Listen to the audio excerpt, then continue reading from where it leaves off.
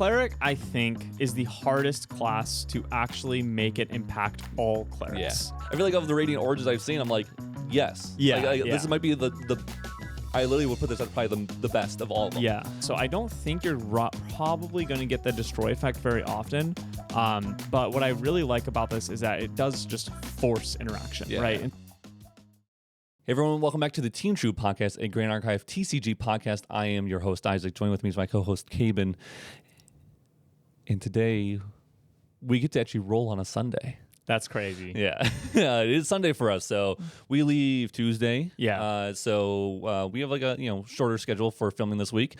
This might be a little bit of a shorter podcast. It just depends on how long we go, but if you want a longer podcast, go watch our 2-hour podcast last week.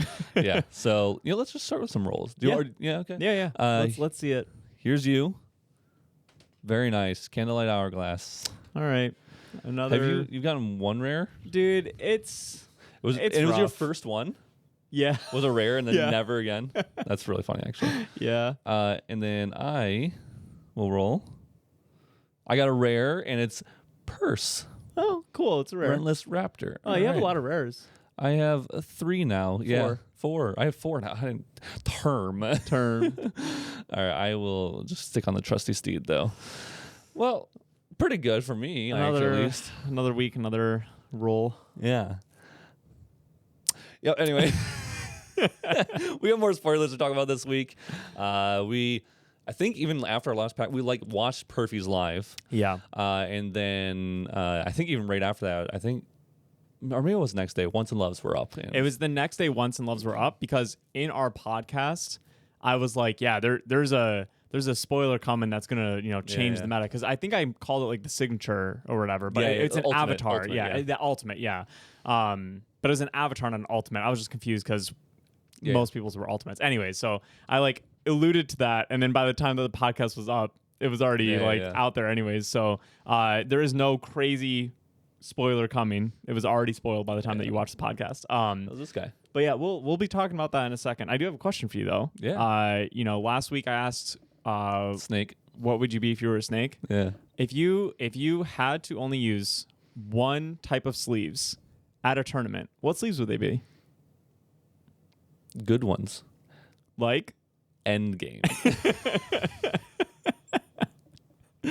Thanks for Endgame for sponsoring us in general. Yep. And partnering with us. Yeah, if you guys need some sleeves, use some Endgame sleeves. I'm going to warn everyone, I am ultimate low energy right now. Sorry. I'm trying my best. It's been really nice though. So we've been pushing Endgame since we just recently got sponsored by them, and I've been trying to hear people's feedback. First off, their shipping is insanely fast, because I in our podcast or in our video or somewhere I was like, please let me know if you order these and use them and everything.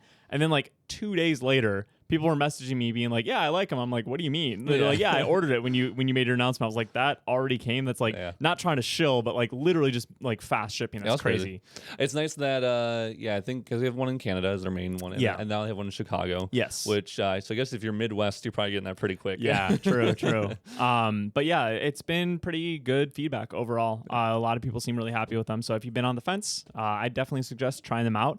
If you beat Isaac our eye, beat Isaac our eye,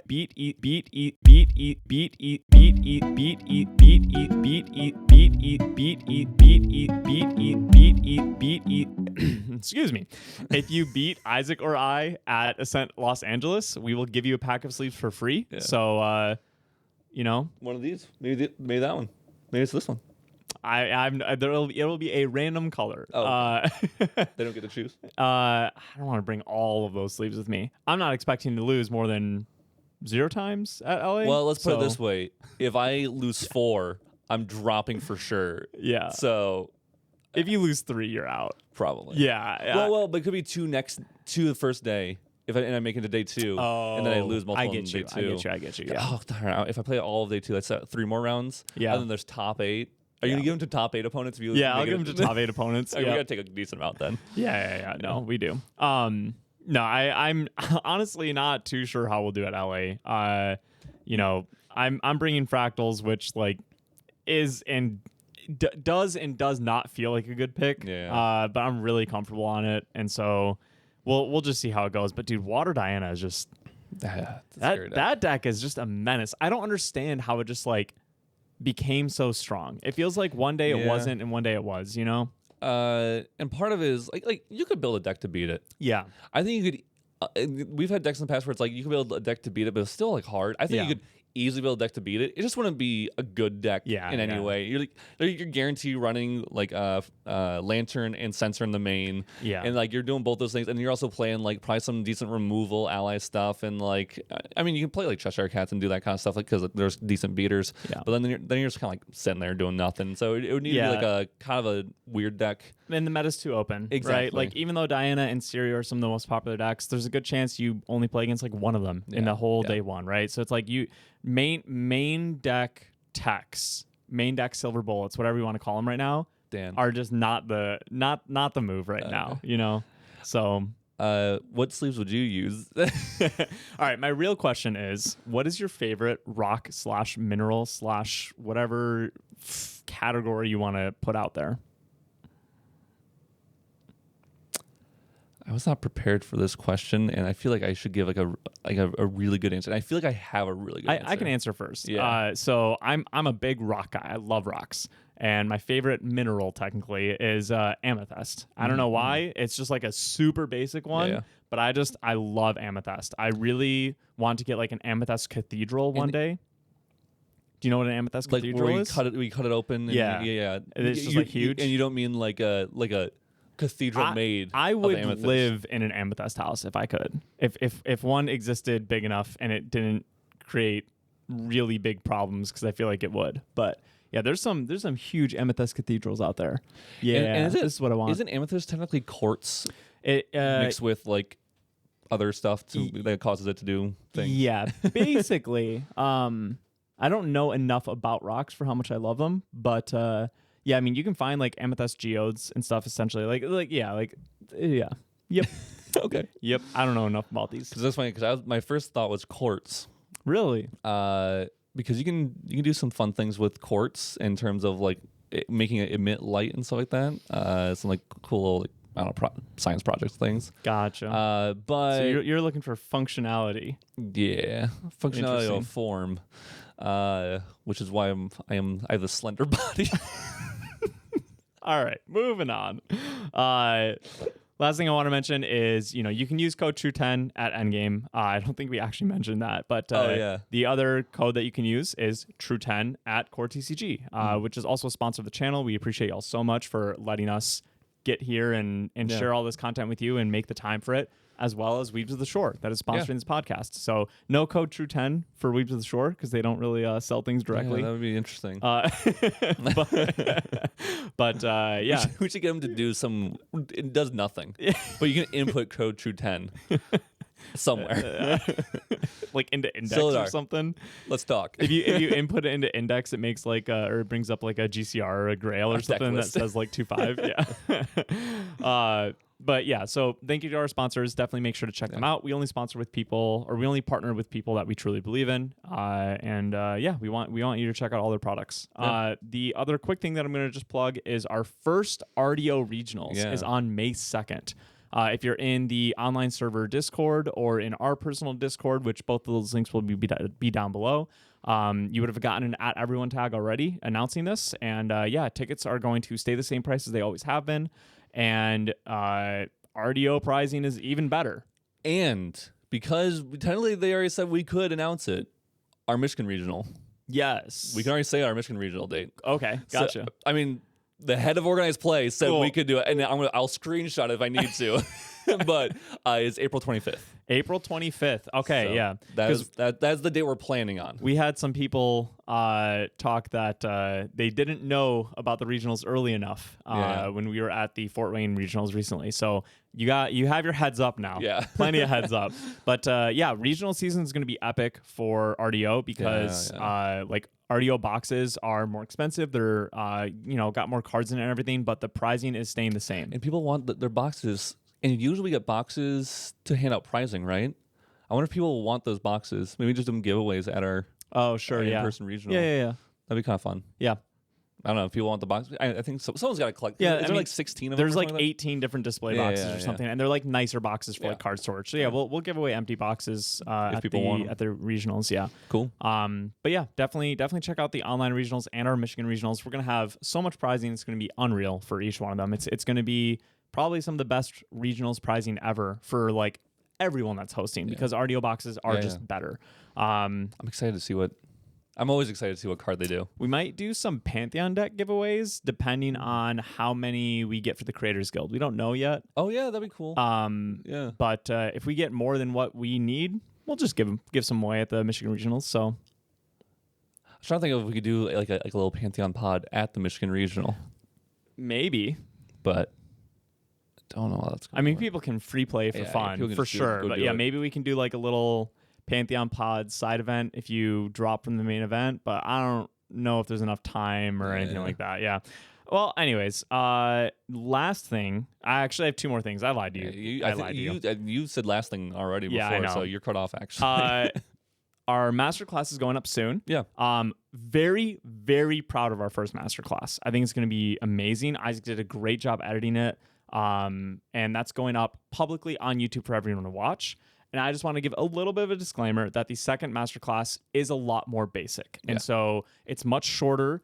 It is just more basic strategies or whatever you want to call it, concepts or something, and less editing because of that as well. So that one is going to be on Patreon. We will be doing varied levels of classes. So some of them will be much more we'll have 40-minute to an hour ones, I'm sure sometimes, right? Like crazy long ones with like really in-depth things where I ramble on for a million years. And some of them are just going to be, 10-ish minute or less beginner type fundamental stuff. So if you watch the first one on YouTube and you really like it, definitely feel free to go check out the second one on Patreon. We'll be pricing it very cheap if you only want to buy that article and not sign up for full membership because it is a more basic video. So I just don't want not every single one will feel like the first one.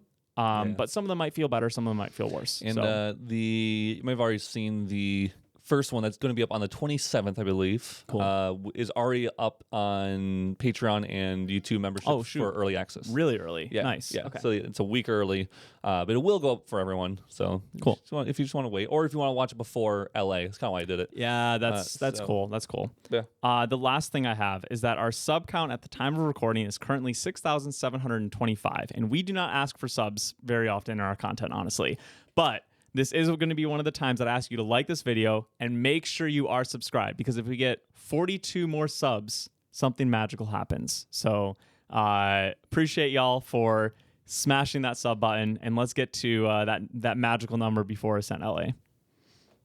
Very nice.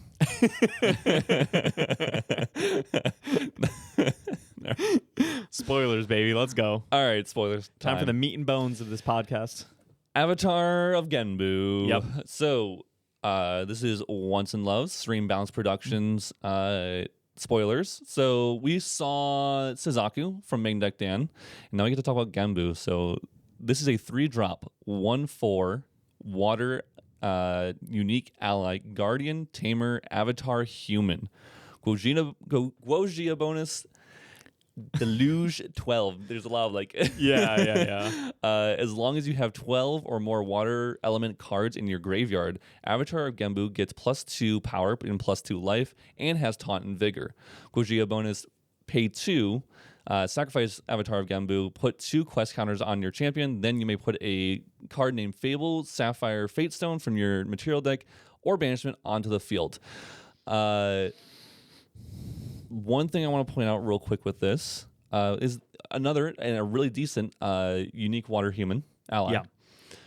And then second, we saw Main Deck Dan's with the avatar of Suzaku or whatever.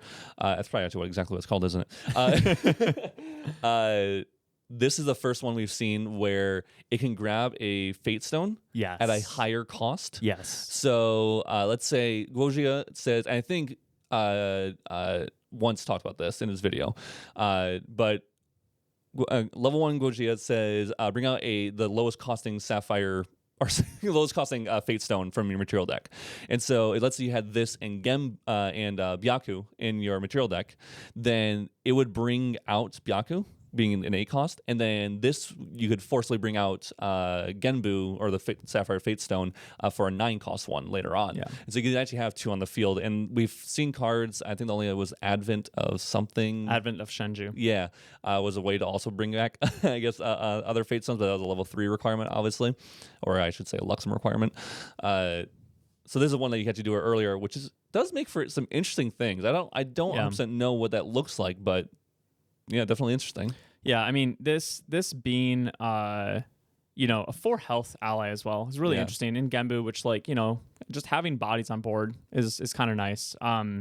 But you don't have to be running dual Fate Stones or something. You don't have to have your Genbu sacrificed. You can just sack this and put 2 quest counters on your champion, which in Genbu that does accelerate pretty fast. Normally you're I don't know. I feel like this can actually genuinely increase your counters, and also in the late game, just being a 3-drop 3 power is very strong with taunt and vigor and a ton of health. 6 health is insane. It's nuts.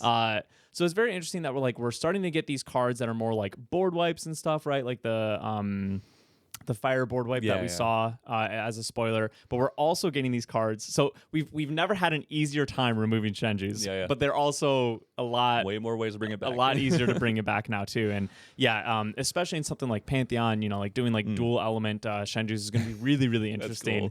Cool. But yeah, I think the avatars are strong. I don't know if all of them are going to be played, and if it'll make these decks, like tier 1 must play or something like that, or if you'd even run 4 of them in all these decks and stuff. But the avatars are very interesting, very strong cards that you will want to be thinking about during testing, I think. I agree. They're super cool, and they provide a different, also like a lot of these cards, a different way to play. I like. Next card, and sorry, I'm also having a hard time reading these because they're a little blurry. They're just a tiny bit grainy. Floodward Steed is our next one. It's a 3-cost 1/4 water ally tamer animal horse. On enter, put a bulwark counter on target ally. This is a super cool new thing we've seen that we're getting to see. Is if combat damage would be dealt to an ally with a bulwark counter on it, remove 1 and prevent that damage instead. So if an ally is going to hit for 50 damage, it'll only remove 1 bulwark counter, and that ally stays alive. Really cool. I think this one. I mean, this is some water allies stuff for sure, and making it very interesting for sure. I mean, the fact that it's an animal and horse as well, give it just like this could just be an ally blank, like nothing, right? And like I still think this might be just considered a good card. And now we can play horses in any color. You can play this in a horses deck. You could play this just in like a Sylvie deck because Seaside Ringleader. Like just making this a 2/5 that you're putting like that. It's already good, and the ability to scale with this card is very interesting. Big fan of it. Really cool card. And finally, from Stream Balance Productions is Pearled Prayer, which is a 2-cost water exalted fast action cleric spell. Draw a card into memory. If you activated this during your main phase, recover 7. Otherwise, recover 4. Kim, I think you have a couple of ideas and thoughts on this. What the heck, man? What the heck? Jin barely had enough going on for him, and then you just give him like the one of the most iconic Exia cards just to everyone, and any water deck can have Men it Flesh now. is what he was referring to. Men Flesh was like one of Jin's cool, unique cards that like it was just his kind of signature thing, right? Is like, oh well, I can just Men Flesh myself out of this, and now it's just like any level 3 water deck. Honestly, arguably better than Men Flesh. Yes, you don't get that 8 heal, but you can choose to recover 7 with it. And that will draw you a card in memory. And I think most decks are going to choose to have a card in influence over 1 recovery. But then the fact that this can also recover 4 is crazy at fast speed. So, if you like specifically, it's good that Jin doesn't have Men Flesh at fast speed, to be honest, because of the whole like end step shenanigans. But I don't know. This card is very, very good. Well, I'll bring up Abnegation, which everyone was like, this is insane. Yeah. Okay, now he basically just gave for one less recovery, you get to draw a card into memory. Yeah, like right. that's what we're giving. And it's into water, Yeah. so any class can play it. Like Mend Flesh and Abnegation were at least like locked to really specific things, but now any champion in the game can run this. Granted, you could just run Water Djinn with Mend Fleshes and Pearled Prayers and stuff, right? And so, yeah, very, very interesting card. I think we saw a big push for recovery lately, I think, in the game design in the most recent sets with things like Abnegation and such. But we've also seen some counterplay to it already with things like... It's interesting with this little guy. Because we're getting to recover and replace a card, and so we can build up to being able to activate this guy. Oh, sure. And go for the lethal with this guy. Yeah, I like that. This is the Djinn ultimate, by the way. Yeah. But yeah, so we're also getting like a little bit of counter synergy with like Infernal Vessels and stuff like that too. So we'll see what other stuff comes out. But recovery just keeps looking good. Yeah. So very, very interesting spoiler. And I think later on we have a little bit of synergy with recovery too. Yeah. So now we can look at those are ours. Here we go. This is ones from Chess Club. They did a little fun thing, which was show off your favorite card, having fun with water. So this is one of their cards. Artist Floodborn Deacon, a 3-cost water exalted, 1/4 unique ally, cleric human. On enter, put the top 3 cards of your deck into your graveyard. Cards you activate, objects you control, and intents you control have an additional instance of each deluge ability and effect they have. This is going to be one of those like headache judge ruling things. And also, I feel like only time will tell how good this card is. This card is really interesting because deluge effects in particular have already been very strong effects, but they haven't seen much play because they just inherently get turned off by graveyard hate, either removing cards from graveyard or things like Nullifying Lantern and such, right? So this to me probably feels like a little bit of a win more card, where if you're already exalted and all that stuff, like level 3 or advanced element unlocked, I should say, if you already have an advanced element unlocked and you already have like deluge effects triggering, like this could be the thing that like makes you win on the spot almost or something, right? But like it feels like that's a lot of setup and a lot of like game plan to get to that point on something that's like fairly fragile. So I feel like this card will be a dud, even though it seems so strong, but that could change in a second if we get a lot more deluge support or things to counteract graveyard hate, right? Here you go. Yeah, this one's insane. This is one of the cards that's currently are in the game, obviously. This is Drowned Exorcist. We haven't seen this card being played, but it's a very interesting card. But one of the effects is Deluge 8. On death, if you have 8 or more water cards in your graveyard, draw 2. So you draw 4. Yeah. So I feel like drawing 4 might be the unique case. Now, granted, you have to be level 3 because you have to be exalted to use this card. So, I think like if this... Obviously, it needs to be it needs to be exalted because of the on-enter effect, which is also a good part of this card for sure. And it helps you get to that deluge, right? But I think like if it didn't have the exalted and it didn't have the on-enter, this card would be like more interesting to me if it was something that you could play right away and then like try to build towards the deluge effect thing. But I feel like it's just it's too slow to me, and it's too easy to interact with. Yeah. I'll have to see. I mean, I'm gonna look at it. Like I'm gonna look at all the deluge cards once all of them have been shown off and like everything, and just like reevaluate. I think that's the only thing you can do is reevaluate. And hey, I talked about this to Kevin. We haven't announced it yet. Talking about reevaluating later on, probably next month, maybe the month after that. Me and Kevin are going to go through.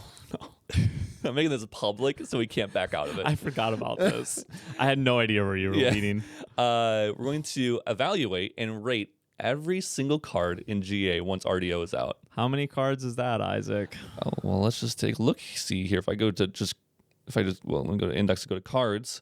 So this includes a couple of duplicates and some like these cards, but currently we have a count of 1,885 plus 200 to 300, maybe some RDO card or some Pantheon cards. I don't know if we're doing Pantheon cards. I don't think we'll do Pantheon. Granted, that list will be pretty small anyway. So true. And we're going to rate them on a competitive rating scale of if they're good or not, 1 through 5. Over 2,000 cards. Yeah, we'll have 2,000 cards to go look through. So if you're looking forward to a long episode of us sitting here and being like 1, 3, because that's where some of them we're gonna like blast through them because we're not gonna say, like Spirit of Fire.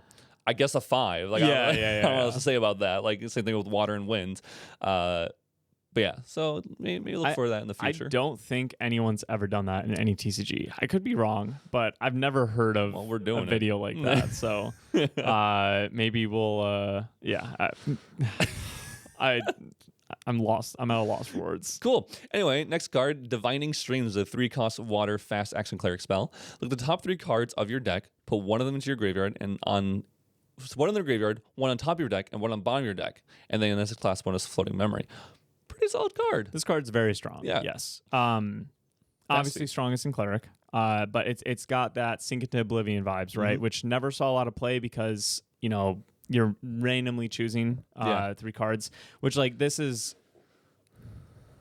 kind of the same thing, I guess, but like it sucked when you did Sync and it was like you milled a float, but then also like a Dungeon Guide or a Frostborn Paladin or something. And this like helps mitigate that a little bit. Yep. And then it has floating memory on itself. So if you miss, if you whiff or whatever on a good mill, doesn't really matter. It's not great, but I love this with Frostborn Paladin. In Recollection, you do this, you're already Cleric. I forgot it's fast speed. Yeah, it's so good. Exactly. Fast speed, so you know you're gonna draw for turn, you're gonna mill something, you go Frostborn Paladin. Yeah, it's pretty solid. Yeah. So any effects like that where you get to eat a float and get a draw is probably gonna be really good with this.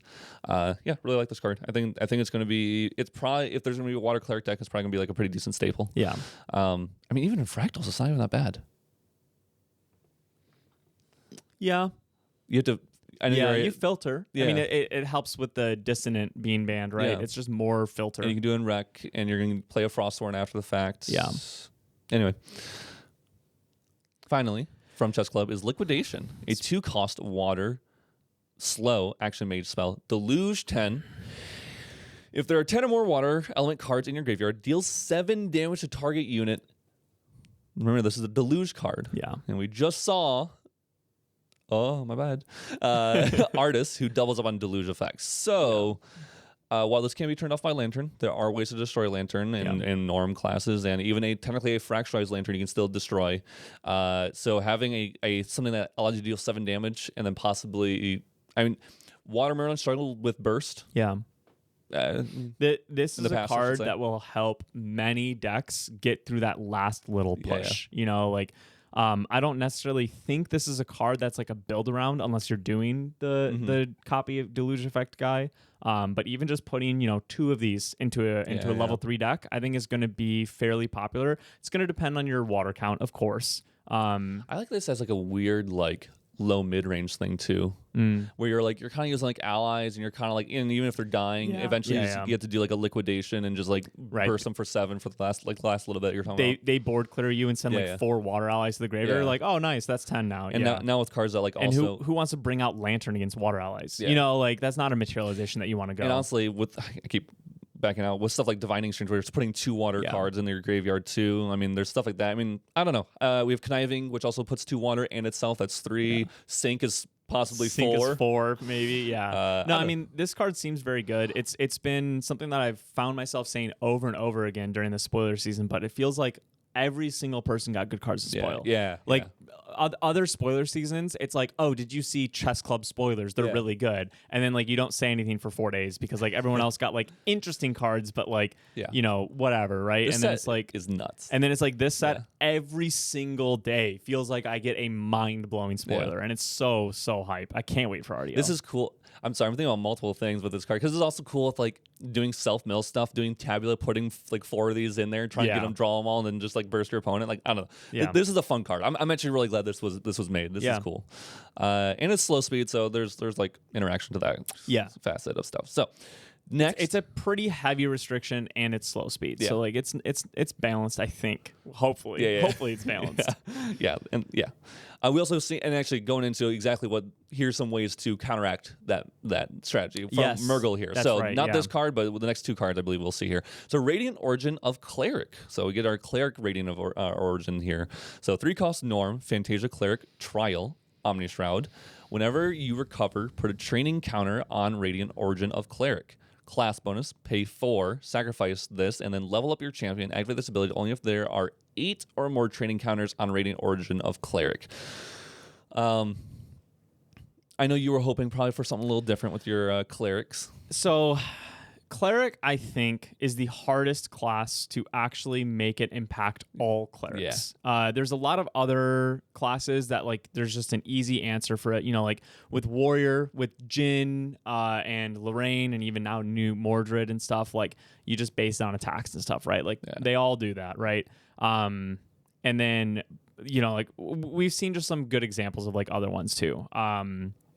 I think the Assassin one is bad with how many counters you have to prep and stuff, or cards you have to prep, but it is still, like, Tristan and Xander can still use that. Like, if they probably just didn't want to make it too good, honestly, because of how competitive Assassin has been historically, but like they could both use that if they want. Whereas, like, this one is just, like, so very clearly targeted towards Arasana. It is, like, leagues above better for Arasana than anyone else, because of herb generation. Yeah. So anytime that you're generating an herb with Arasana, you have a 1 in 3 chance to generate a recover herb.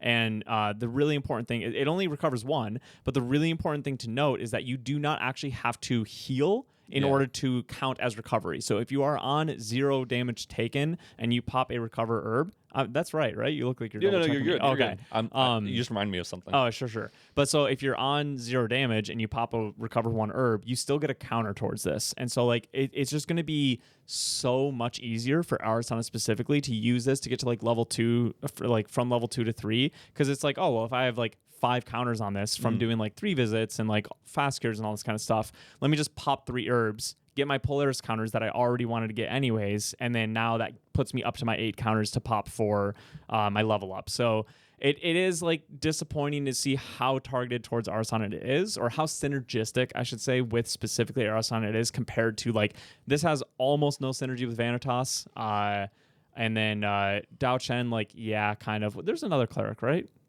Vanny Kong Ming is a mage. Nope. You always do that. I always do that. Is it just Aryan, Dao Chen, and Vanny? It might be just those. It has to be. Yeah. But yeah, like, Dao Chen's not gonna, like, really use this that much. 3 visits is technically any class, any champion. It's just a cleric class bonus. Yeah. So, like, you could build. Yeah, I was saying I love it with Mad Tea Party. Yeah, that's a cool because it's synergy. a repeatable one. Yeah, that can occur there. So that's really cool with that. Yeah, no, for sure, that is true. Yeah, it's an interesting card. I wanted it to be Fantasia based, but then that would have just been obviously all into Dao Chen and would have left. Oh my gosh! Oh, Alice. Yeah. I forgot. Alice is Cleric. Yeah, I mean, like, but how do you tie that one in, right? Like, I don't know. I don't think that you could make a Radiant Origins of Cleric that actually ties in all of them. So they went with something that is still fairly generic. Like, you could make this work with any of them. Finally, Healing Aura receives some play. No, I don't think so. Absolutely, I think Allied War Priestess is a cool one to do. Yeah. Because again, I think anything that's repeatable, obviously. Yeah, I think this card is good.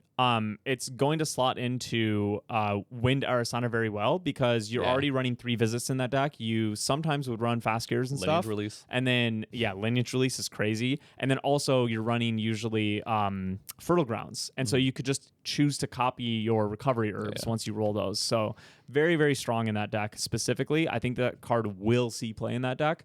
I don't know if it'll see play in anything else, but it is generic. It could be good. I've yammered about this for long enough. No, you're good. I'm going to do a random shout out here, by the way. Okay. You have no idea. I'm kind of not.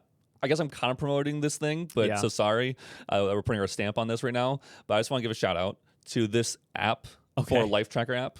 Yeah. Because I actually really like it. So normally we use like an MTG one. Because you like the fact that you can see the number up there. This does the exact same thing. Nice. But I want to shout this one out because this is number 4. Is the creator of this app. That's crazy. And it's really simple, really clean, and I really like it. It also has stuff like there's like ruling stuff and like the databases are around here, so you can like search cards and stuff like that. Oh, that's actually really cool. And there's like a collection feature as well and like that. So shout out to number 4. This is Grand Archive Tome, I believe it is. Tome. Yeah. TOME. Okay. Yep. Just really nice. This is what I'm using from now on. I literally deleted the MTG one because that one has like random ads. Yeah. No, it's so cursed. Yeah. This is nice. That's sick. Does it have a way to do 4-player? Yes. Oh, I think so. Okay, I'm gonna delete mine and just use that too. Let me go here. I think it's this. Long press to change player count. Yep, 4 player. Sick. Yep. Cool. There you go. Sorry, Let's go on to the next spoiler. Yeah. Okay. Next spoiler is Sasha, Purifying Acolyte. This is one I guessed. So sorry, Murgle, but this was in the thumbnail, and I said to Cabe, I go, I'm pretty sure I figured out the entire card. I think I'm pretty sure it says Foster, and then it has the Foster text after that. On Foster, banish all cards in grave. Oh, I thought it was on Enter, so that's a little bit different. I thought it was on Enter. But anyway, this is a 3-cost 0/4 wind unique ally cleric human Foster, and then which is at the beginning of your turn. Since your end step, if this hasn't taken damage, it becomes fostered. And then on Foster, it banishes all cards in all graveyards. And then if one or more, this is just permanent. This is a static effect. If one or more cards would enter a player's graveyard while Sasha is fostered, banish them instead. So decent anti-graveyard. Yeah, Wind has seen the most of these with Cleansing Reunions and Purging Tempest and Purifying Thurible. All those kind of stuff. One other one, but I'm forgetting it. Yeah, there's another one. Anyway. I think it's an advanced element one or something, or exalted or something like that. Yeah, that's familiar. But yeah, this one's super cool. I mean, we've seen things like Expeditious Opening to do fostered units a little bit easier and stuff. So this could be a very interesting card. We have a 2-drop 1/1 horse ally that makes a ally fostered. We have a 2-drop 1/3 ally that makes an ally fostered. Yeah, so it's not going to be impossible. No. And we also now have Bulwark counters, which is pretty interesting. Yeah, very interesting. And finally, our last card here. I'm so happy for this card because this is exactly what I wanted. This is Silver Gale Monstrosity's Call, a 3-cost win exalted slow action assassin spell. Prepare to summon a Memorite Obelisk token. If Silver Gale Monstrosity's Call was prepared, move any amount of sheen counters from your fractured memories onto any amount of allies named Memorite Obelisks you control. So you can make one big boy. You can make one or a whole army, or a whole bunch of them. Right? Yeah, it's very cool. This is a really neat card. I felt like this was needed. Like, 100%. Like last set, like I was like, this is what I almost expected to see something like this, where it's like throughout the game you're going to survive, build up all these sheen counters on your fractured memories, and then just start doing stuff with them. And we didn't really see that too much. We saw a couple things, but it felt like Assassin Merlin didn't really have a win con. So this is yes, it's an ally, so there's a bunch of different ways to deal with this, but it is a fun little combo, make a big ally, or a bunch of little allies, technically, if you have a bunch of them already on board. Super cool card. I really like that card, actually. Of course I would. And then we get to do talk GAs. So this is fun. We got to see their card. When we did the creators passed around their cards and showed everyone kind of thing, they wanted to be surprised by theirs, so they didn't know what theirs were. So I know Foam really likes this, really, really loves Diana and Cursebreaker Diana, I think specifically, so he was really excited about this card. Nox Final Release is a 10-cost Umbra 4-power unique item Ranger Ultimate Bullet. So they got an Ultimate Bullet. This card costs 2 less to activate for each curse card in your champion's lineage. Kind of makes sense there, honestly. On enter, load Nox into an unloaded gun weapon you control. I think this is the first on enter load we've had. It might be, yeah. Anywho, on champion hit, this is Diana class bonus, or Diana's bonus. On champion hit, that opponent discards 4 cards. Then if that opponent's influence is 4 or less, destroy the hit champion. This is a very interesting one. Yeah, it because we've talked about ones that have been playable. This one has many ways to get reduction. Umbra Sight is probably the most easiest and probably most beneficial to do. But we've also seen a card that comes from your material deck that can force, that is a curse now. And so this is another one of that, essentially, where a synergistic card for that whole thing. And this one is a destroy hit champion. Just kill him. So that's, I believe this gets past Jin's effect, right? It should, yes. Yeah, because I think it says destroy the champion. He just says he can't die to his immortality is I believe this would work. Someone can correct us in the comments if we're wrong. But like, you can put 2-3 curses on your champion. Making this cost 4. It's not crazy. 1 durability on a gun. You just need to get this to load. Like, there's you can hold up interaction for spell shield stuff now with guns I should say with weapons, I believe. Yeah, I think this is very, very doable. Yeah, so this one's interesting. The on-champion hit, it only will discard from hand. So if your opponent is hands down, they won't discard. So it'd be pretty hard to actually destroy them. And so I don't think you're probably going to get the destroy effect very often. But what I really like about this is that it does just force interaction, right? And so they might just play cards just to play them, so that they don't lose the game. And so they might do, like a fast cure, even if they're not going to heal or something like that, right? Just to like get cards down in memory so they're not discarding as much cards, holding up that much influence to like survive from it. But yeah, I mean, something else that's cool is that there is a Shadow's Twin, right? And so you could load this into a Shadow's Twin and get a double on hit effect. And so if they kept cards in your hand, you could make them theoretically discard 8 cards, which is wild. But I do think that on champion hit's just like a little awkward. I don't think it's going to be like, I don't think its effect is going to be pulled off very often, but I think it's really strong because like if you are in something like Cursebreaker Diana, right, where you're trying to get like 4 curses on yourself, this would only cost 2. So you could play this for 2, load it, and then do your swing, right? And like they will have to react to that. And so like I think it's just like the force effect, like respect or something like that, and not the actual effect itself that's going to happen. It's something they're going to have to deal with. Or they could just die. Like instantly. And it's still coming in for 4. Right. And plus the Shadow Swing, that's like 3 on top of that, right? Yeah, no, I mean, a 4 attack bullet is very high. We don't see bullet powers being that high normally, and so like that's really cool too, is that you could get this down to a 0 cost deal 4 damage if you just ignore like the on champion effect, right? Which could still win you a game sometimes. So it is cool because there is also an Umbra card that makes your opponent take 8 damage for every card that they play. So you activate it in your recollection, and then they take 8 damage. So since this is an on-enter, you can't have this on the board already, right? So like you might do that card, and they say, okay, no effects, and then you load this and swing at them, and now if they play cards just to play them out their hands so they don't lose, they're taking 8 damage every time they do that. I didn't think about that at all. No, that's cool. This bullet is cool. I don't know if it's going to be playable, but it's again another card that's like you gotta. I like keep that in mind. Cursebreaker Diana is slowly becoming way more viable than it. I mean, it was not viable. Oh, it was a terrible deck before. I'm sorry, Foam, but I'm excited for this. This is really cool. I think Cursebreakers get into that point where it's like it can definitely be like a locals legend kind of deck, and maybe start topping regionals even. And then finally from Talk GA, and I guess I'll talk about see what the card is first. Message in Shadows, 2 cost wind Fantasia Assassin spell, ally link. On enter glimpse 2, and then as long as linked ally has stealth, it gains +2 power. This is, I think, finally the first like RDO card that I was just not excited for. Sure. I'm so sorry, Talk GA. I really apologize. But I just saw this card, I was like, I don't care, dude. Your bullet's really cool though. The bullet's sick. I love it. This definitely is the first like almost felt like filler card that we've seen. It still has playability. And it still is a unique card. We haven't really seen something like this. But that just shows you how crazy RDO has been as a set. Compare this card to the rest of RDO. I'm like, sure, okay, but let's talk about the other cards other than this card.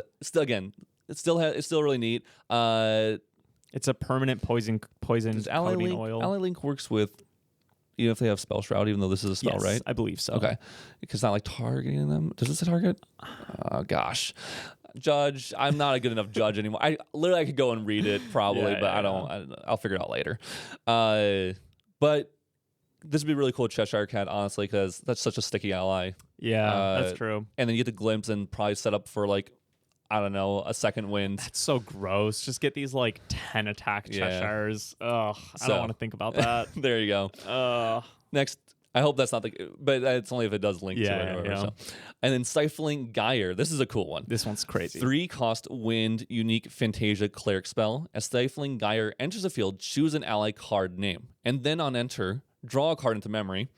Whenever an on enter ability of an ally with the chosen name triggers, and negate the trigger unless its controller pays for it. I had to make sure that it's negating specifically the trigger, not the ally. Correct. So that's very relevant. Yeah, because I think a lot of things maybe people made sure they're not thinking that cool, I named Frostborn Paladin, they're gonna lose their ally completely or whatever. Also, they just want to play the ally because they know it's coming.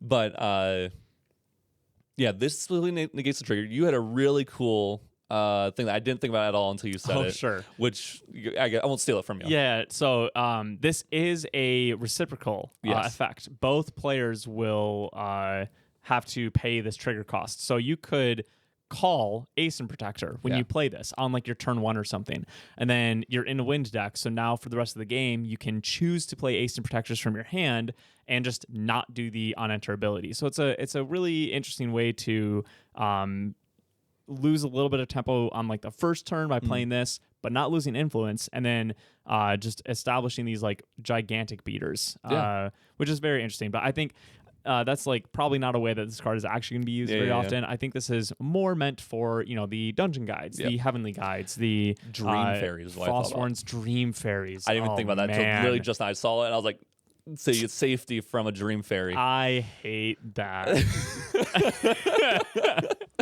I don't like that. Yeah.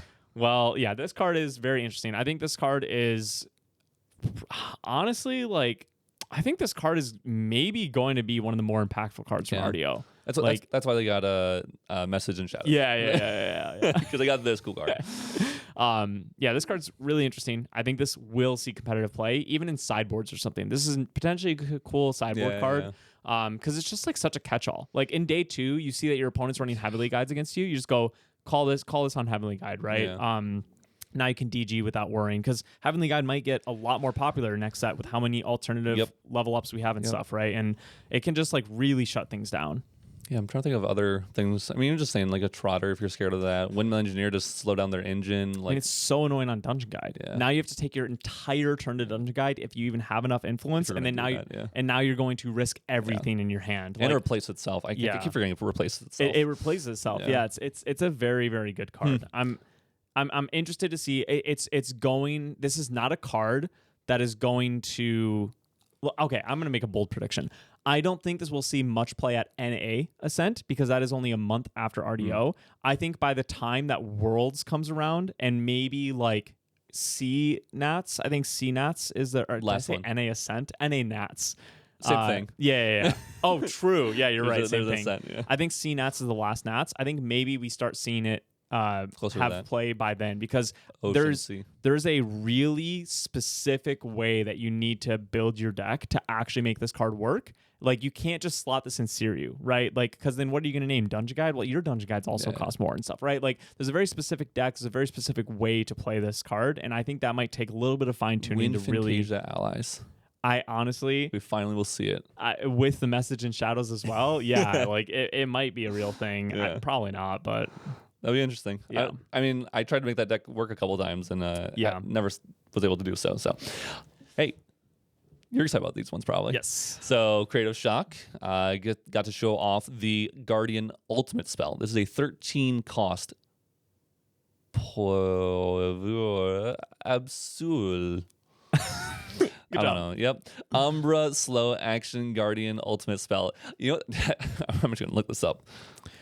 It's funny because in one of our was it reserve cost? I think that is Master Class number 2. Master Class number 2 is talking about reserve cost, and one of the things I say in there is like anything that has a reserve cost of more than 5 usually gets reduced by some sort of like stipulation or like situation or whatever. A lot of these ultimates don't. Some of them do, but something like this, like. There is no current way in the game that I have been able to think of to cheat this out. It's a 13 cost that doesn't have any natural reduction. You're not in something like Exia where you could do like Exia on it or something like that. And Grim Pastiche can only copy 5 cost or less reserve cost, which I saw someone posting this card into like, it must have been Lorraine's Lounge or something like that, and talking about how is this not like just going to immediately make CL tier 0, because they thought it could be copied with Grim Pastiche. And if it could, I would agree. This card literally, the deck would become tier 0 for sure. But it's a lot more balanced because you have to pay 13 for it basically. Probably more of a Pantheon card, but could be maybe played in 1v1. So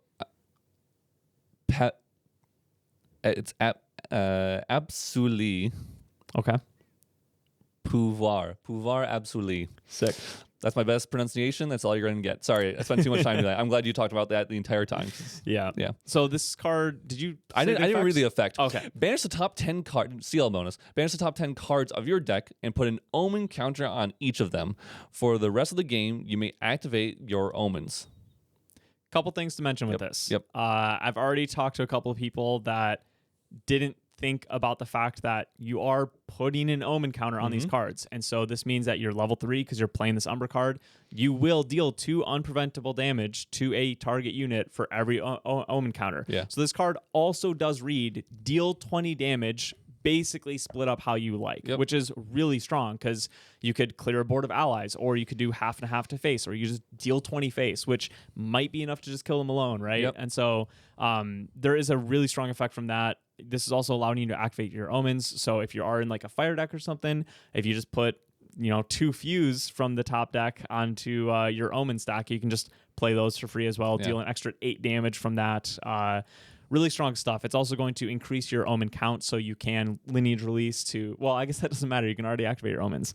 Like lineage release lets you activate an omen, but you have to pay for it anyways. But yeah, very, very interesting stuff here. If you resolve this card, I think you win pretty much on the spot. It'd be hard not to. Listen, if my opponent had an influence of 14, I'm assuming they're winning no matter what, regardless of this card at that point too. Yeah. So that's true. Probably again more a Pantheon thing, but it's a really cool card. I mean, all the ultimates are really cool cards. Yeah, I know one other thing that people have talked about is this is one of the more expensive cards that we've seen in terms of reserve cost. And so you could do something with like Baleful in combination with it. Yeah, so it's like whether you find this card or Advent, you can deal these big Baleful swings. So it's like kind of nice that we're getting this other card to help with that strategy. I'm not so sold on that aspect of it, but I do think it's something worth mentioning. Yeah. Another card we got is Unforgotten Will. 3-cost Norm, slow action guardian skill. Banish Unforgotten Will and put an omen counter on it. If you do, draw a card into your memory. As long as Unforgotten Will is an omen, cards you activate with reserve cost 3 cost 1 more to activate. Very interesting card because it's a card that ramps your omens and does replace itself. But it's giving you the negative effect of cards with reserve cost 3 cost 1 more, so they'll cost 4. Yeah, most omen ramping that we've seen so far in the game have been in water, and they've all been at a influence loss. So this one's very interesting that it has no class bonuses either. So the fact that you can do this on turn 0 or turn 1 already, or whatever you want to call it, is much stronger. Also interesting that this is not CL bonus or anything like that. So you could do, are some synergies that we've seen where people are like, if I just had one omen, like, and they talk about that, the trinket, condemned trinket or something. So there's another way to do it, and this replaces itself. Yeah, usually those strategies are like Baleful. So this would be weird because then like your Baleful will only deal like 3 damage and stuff. Usually like the combo is usually to use Condemned Trinket to make 1 omen as an Advent. Yeah, I saw a new one with Alice. I'm trying to remember what it was. So, I'm down. Comment below if you know it. I'd love to know that. I have to re-find it. I'm a big Umbra fan. So, but yeah, this one's very, very interesting. 3 costs is a very used cost in this game, and so it does give you a pretty big disadvantage for that. Dungeon Guide's a great example, right? But there are ways to change up your omens. So it's possible to use this to ramp, keep your influence the same. If you're using it very early, it's going to give your level 2 a better effect as well, which is something that's pretty hard to do actually. So that's a really, really cool side part about this is like if you do it on turn 1 or whatever.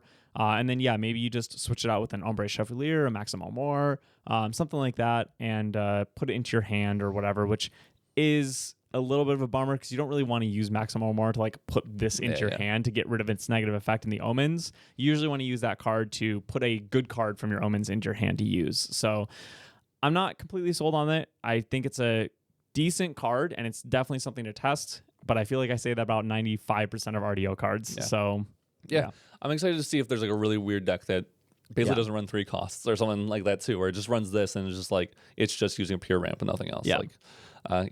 There's actually one easier way to change out this card from omens though, and it is Spring Cleaning. Spring Cleaning is a 2-cost Norm fast action guardian spell.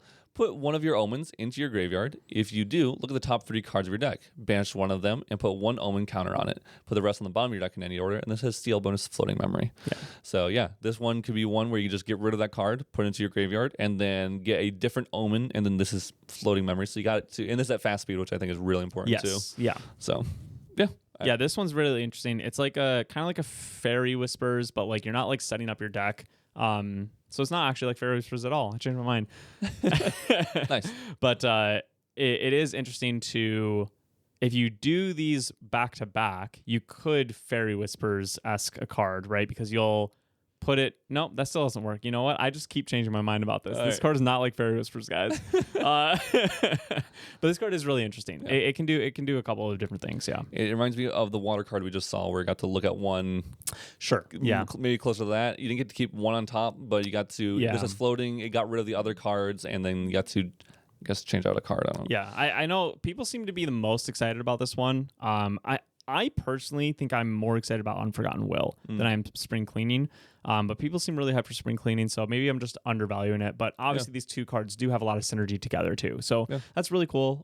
2 norm CL cards, so that hopefully all elements of CL could see a little bit more play. Yeah. Very cool. And I think the last of our spoilers we got here to talk about. These were done by TCG Architect, right? We'll have one more set of spoilers after this. Okay. Yeah. Yes, I forgot. Yes, hello, dog. Avatar of Byaku. We have our Byaku avatar, which is cool. It's a 3 cost of wind, 1 power, 4 life, unique ally, tamer, tiger, avatar, human. Gojira bonus. As long as you control a beast, Avatar of Byaku's base power is X, where X is the highest base power stat among beast allies you control. And then also Gojira bonus, pay 2 and sacrifice Avatar of Byaku. Put 2 quest counters on your champion. Then you may put a card named Fabled Emerald Fatestone from your material deck or banishment onto the field. So same thing like the other ones. Yeah.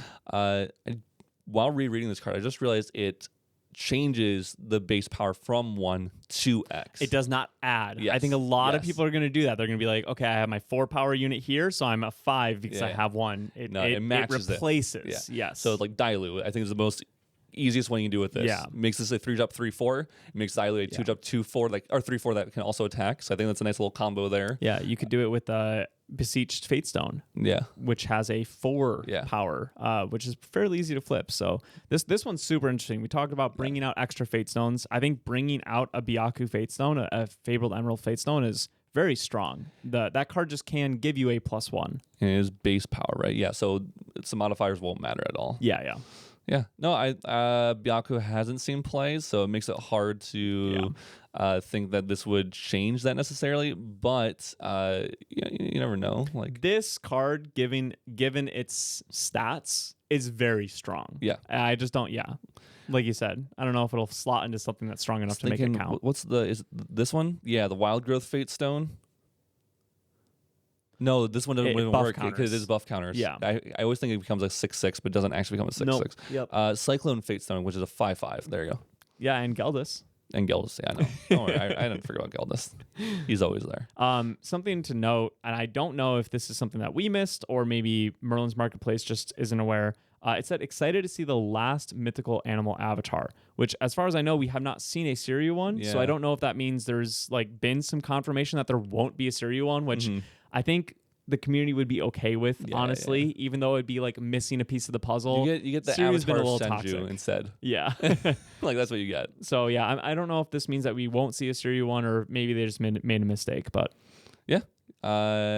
Then we also got, this is cool, Radiant Origin of Tamer, 3-cost norm Fantasia Tamer Trial. Omni Shroud, of course. Whenever you declare an attack with a non-human ally, put a training counter on Radiant Origin of Tamer. Class bonus, pay 3 and sacrifice Radiant Origin of Tamer. Level up your champion. Activate this ability only if there are 7 or more training counters on Radiant Origin of Tamer. So we have our Tamers, of course, our Sylvie, Guojia, and I guess Alan. No others. No others, yeah. Not yet. Just 3 different versions of Sylvie, technically. So this one, I'm actually 7 counters. I don't know if people think it's a lot, but we have a new slime coming out in next set, which summons 2 baby slimes, which I believe are 1/1 tokens. So you have this on board. You would be level 1 Sylvie most likely, and you would play that slime, and you would get 3 swings instantly. So for one ally, getting 3 swings is pretty good.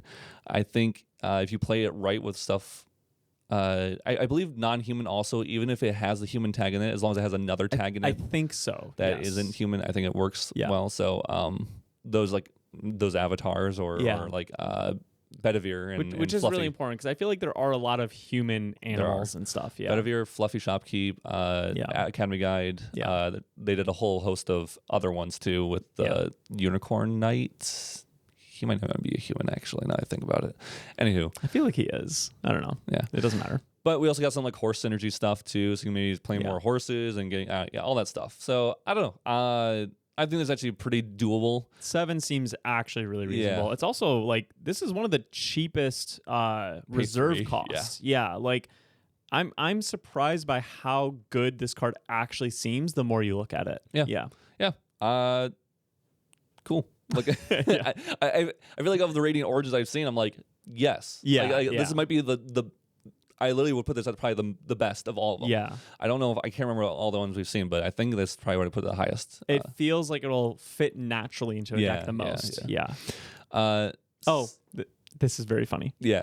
Psychopomps. Okay. Yeah. Gale, 2-cost, Wind Exalted Fast, action Cleric spell.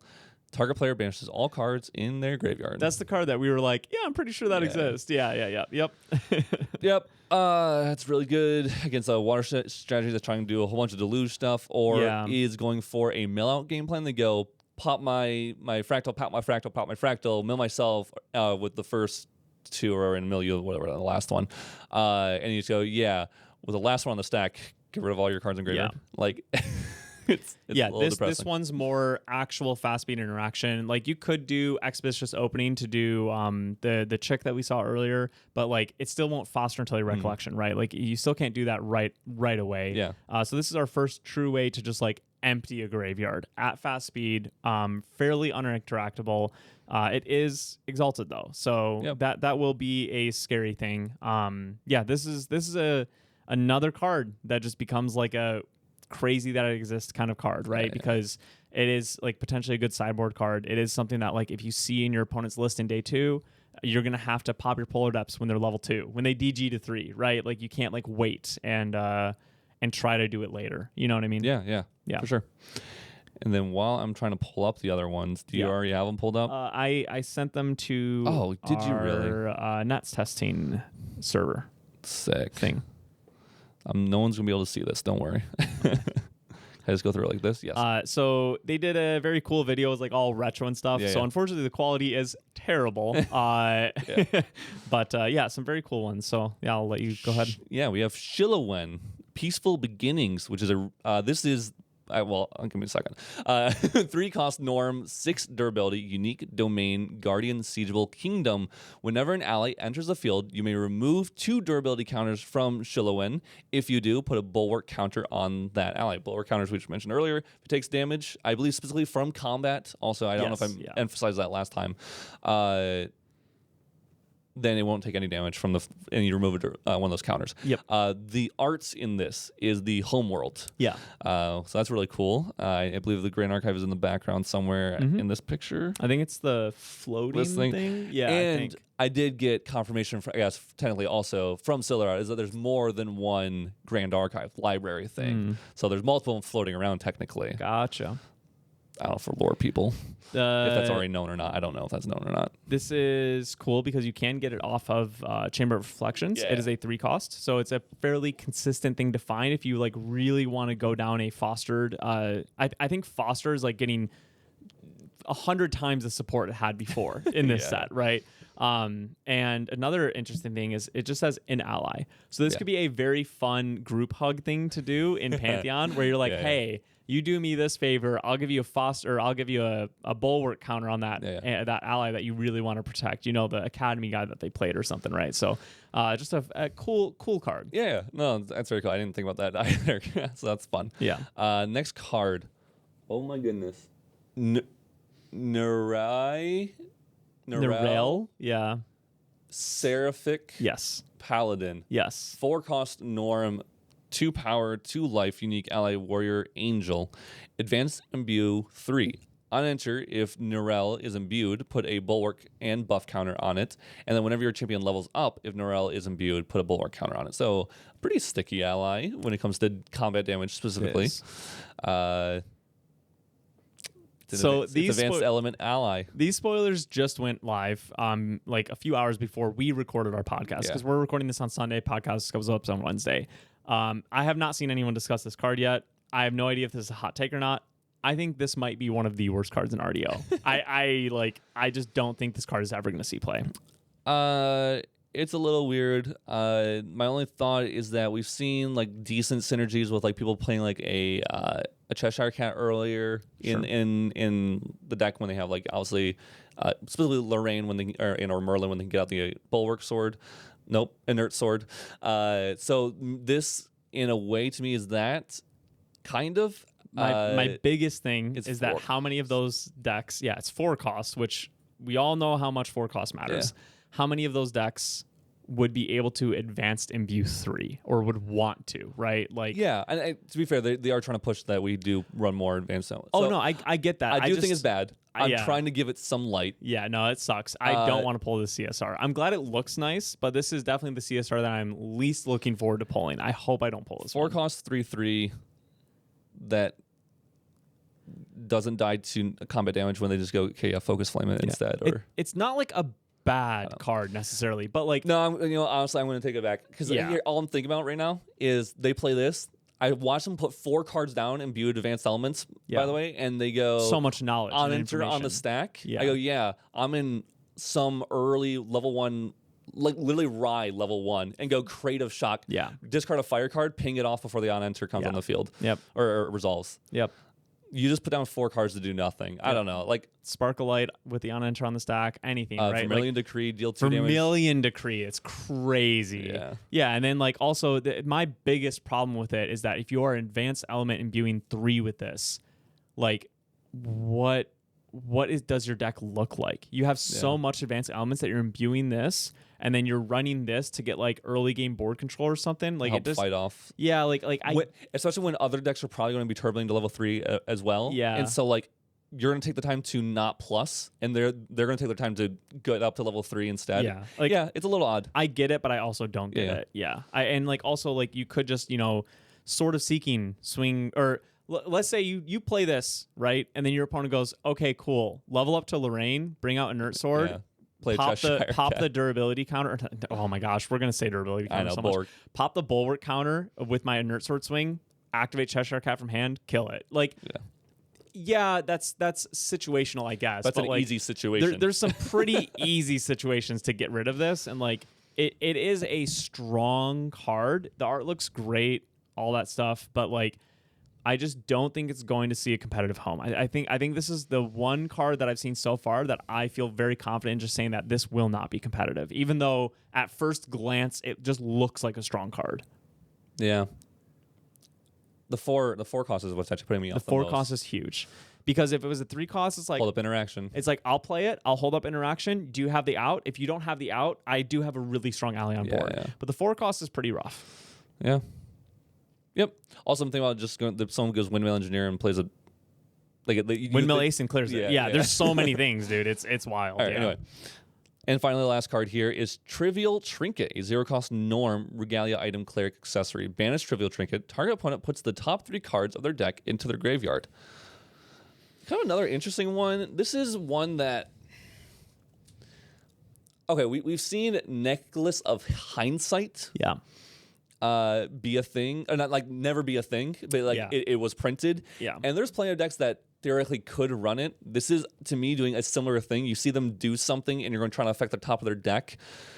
The best case scenario I think of is like Fairy Whispers, but most likely they already got the card they wanted. Yeah. Is there any other card that would... The tricky thing would be too is like if you bring this out early, then they might play around it. So like you have to be in a situation where they like manage the top of your deck and then you materialize it and pop it, and you don't accidentally hit a card that's good to mill anyways, right? Because like if they do like Fairy Whispers, they might go like 2 top, 1 bottom, show a win card, put it in hand. Now they have 1 card on top. So you're like, oh, maybe it's a DG or something good that they want to draw. Yeah. Let me get rid of it. And then you pop this, and it's like, oh, it was a DG. Oh. I'm so glad that I milled it. And then the next 2 cards are Scatter Essence Reclaim or something like that. And you're just like, oh, yeah, all right, enjoy your level 2. Yeah, I feel like this card is primarily just meant to be support for a mill out plan, because having the fast speed mill could be really relevant to try to counteract a Tabula or something like that, right? Yeah. I don't know. If it said 5, I'd be like, yeah, this is a great card. Yeah. 3's a little awkward because it doesn't really counteract Tabula. Yeah, I even thought, even at 4, I'd be like, okay, I could consider this. Yeah, like, there's a chance. Because sometimes they Tabula and they need 2 specific cards. Yeah. So, it's just a little weird. It's just a little weird. Maybe it finds a home. I'm just not thinking of what it... Again, it's a cool card to exist. Yeah. This one, though, I don't think will be something that you should like really keep in mind while you're testing and stuff. Yeah. I got nothing else on it. I'm really trying to think of like anything that I can. Yeah, I mean, 100% we're missing things that like throughout all these spoilers that we're talking about, right? These are first looks at brand new cards that are trying to push the game in a way that this game hasn't really been pushed before. So there's going to be so much testing. There's going to be so many decks, new strategies to do. The game's just going to be in a really good spot once RDO releases. And don't just like take our word for something. Go win NA Nats with that 1 Angel and beat me out of my Worlds qualification in the process. Get a free pack of endgame sleeves maybe or something. There you go. And I hope you're in the finals. Yeah. If someone beats you, you have to hand over a pack of sleeves. Yeah. I didn't get a gauntlet invite. I didn't win. I have to give them sleeves. They got beat by the 4-drop Angel. No, that's all the spoilers we have. Yeah. There'll be a couple more, but RDO is literally around the corner. Yes. By next podcast, we'll technically cards won't be out, but I think from the creators, we will know the entire thing. We'll know the whole thing, and from the Creators Guild, we'll have some cards in hand. Well, and everyone gets the opportunity to buy a box of RDO at the LA. Yeah, so like the entire set will be in the community's hands. I'm sure, like it maybe some CSRs don't get pulled. I was gonna say, I'm excited to see what CSRs. Yeah, I don't know if we've seen them all. I doubt we've seen them. We have not. Yeah. There's a lot of like spirits. Oh, we don't know the CUR either, do we? CUR has not been confirmed. Yeah, and then there's a lot of like spirit variations that could be still out there. So it's gonna be really exciting. I think that a lot of those things will probably wait and let us find out at LA is what I'm guessing. Yeah. But yeah, Ascent LA is just gonna be a phenomenal Ascent. This might be like one of the best events for GA that we've seen so far. There'll be an Allen level 3 CUR. That's crazy. No normal version of it. That's please no. Please no. It has no effect.